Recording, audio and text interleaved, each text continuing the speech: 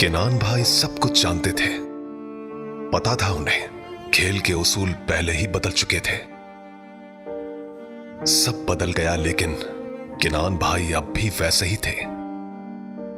कोई नहीं जानता था, पर केनान भाई पहले ही फैसला कर चुके थे। वो इस दुनिया को छोड़ने वाले थे। डर की वजह से नहीं, बल्कि अपनी फैमिली के साथ रहने के लिए।